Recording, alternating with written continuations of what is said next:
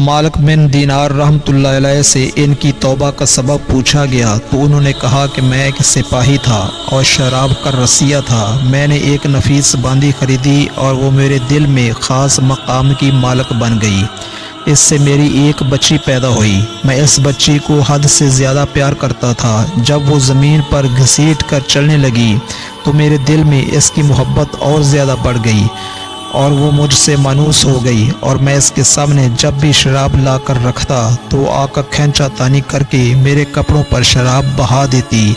जब इस बच्ची की उम्र 2 साल हो गई तो वो मर गई। मेरे दिल को इसके गम ने बीमार कर दिया। फिर फरमाने लगे, 15 रमज़ान को जुम्मे की रात में शराब के नशे में मदहोश था। मैंने इशा की नमाज भी नहीं पढ़ी थी। मैंने ख्वाब में देखा सूर फूंका गया और क़यामत कायम हो गई। मुर्दे कब्रों से उठाए गए और तमाम मखलूक को जमा किया गया जिनमें मैं भी था।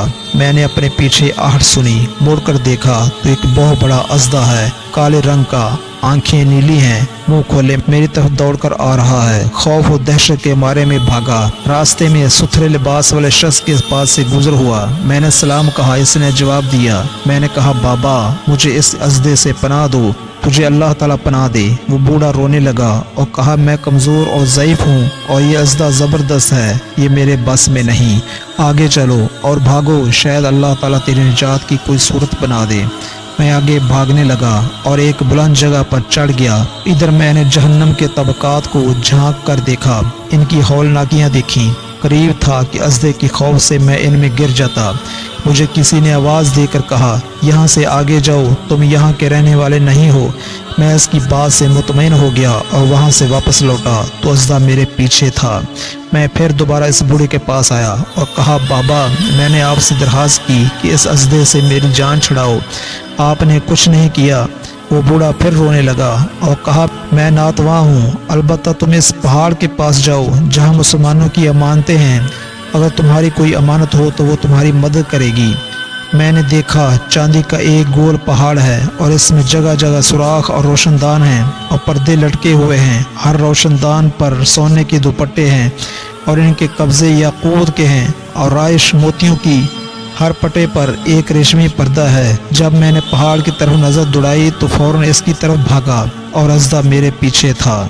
जब मैं पहाड़ के करीब पहुंचा तो एक फरिश्ते ने आवाज़ दी, पर्दे हटाओ, दरवाज़ा खोल दो और सीधे खड़े हो जाओ। शायद इस हाजतमंद की यहाँ कोई अमानत हो जो उसे इसके दुश्मन से निजात दिलाए। मैंने देखा पर्दे हट गए और दरवाजे खुल गए और इन रोशनदानों से बहुत सारे बच्चे मेरी तरफ झांकने लगे। इनके चेहरे चांद की मानंद थे। इसी दौरान अज़दा भी मेरे नज़दीक पहुंच चुका था। मैं इस वक्त हैरान रह गया जब इनमें से एक बच्चे ने चिल्ला कर कहा, अबे सब आओ, इसका दुश्मन इसके करीब आ गया।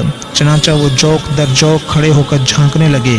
अचानक मेरी वो बच्ची जो मर चुकी थी वो भी इनके साथ झांक रही है।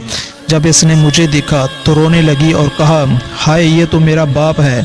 फिर इसने नूर के झुरमट में तीर की तेज़ी के साथ छलांग लगाई और मेरे सामने आकर खड़ी हो गई। इसने अपना बायां हाथ मेरी तरफ बढ़ाकर मेरा दायां हाथ पकड़ लिया और अपने दाएं हाथ को अज़दे की तरफ बढ़ा दिया तो वो भाग गया। फिर इसने मुझे बिठाया और मेरी गोद में बैठ गई और अपने दाएं हाथ से मेरी दाढ़ी पकड़ कर कहा, ए अब्बा जान, क्या मोमिनों के लिए वो वक़्त नहीं आया कि इनके दिल अल्लाह के ज़िक्र से झुक जाएं? तो मैं रोने लगा और कहा, ए बेटी, तुम लोग भी कुरान को जानते हो। इसने कहा, हम तो तुमसे भी ज़्यादा कुरान को जानते हैं। मैंने कहा, अज़दे के बारे में तो कुछ बताओ जो मुझे हलाक करने के दर पे था। इसने कहा कि वो तेरा बुरा अमल है जिसको तूने ताकतवर बनाया है और वो तुझे जहन्नम की आग में डुबोना चाहता है।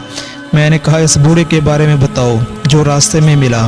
इसने कहा कि वो तेरा नेक अमल है जिसे तूने इतना कमज़ोर कर दिया कि अब वो बुरे अमल का मुकाबला नहीं कर सकता। मैंने कहा, ए बेटी, तुम इस पहाड़ी में क्या करती हो? इसने कहा, हम सब मुसलमानों के बच्चे हैं, हम यहाँ क़यामत तक रहेंगे, तुम्हारे इंतज़ार में हैं। जब तुम आओगे तो हम तुम्हारी सिफारिश करेंगे। मालिक बिन दीनार रहमतुल्लाह अलैह फरमाते हैं, मैं घबरा कर उठा और उठकर शराब छोड़ दी और इसके जितने भी बर्तन थे सारे तोड़ डाले और अल्लाह ताला से तौबा की और फिर फरमाया, ये ख्वाब मेरी तौबा का सबब बना। मालूम हुआ औलाद अगर बचपन में फौत हो जाए تو اس کے ماں باپ کو مایوس نہیں ہونا چاہیے بلکہ اللہ کی مرضی پر راضی رہنا چاہیے، کیونکہ یہی نابالغ اولاد آخرت میں کام آنے والی ہے، جیسا کہ اس واقعے سے سبق ملتا ہے۔ اللہ تعالی ہم سب کو عمل کرنے کی توفیق عطا فرمائے، آمین۔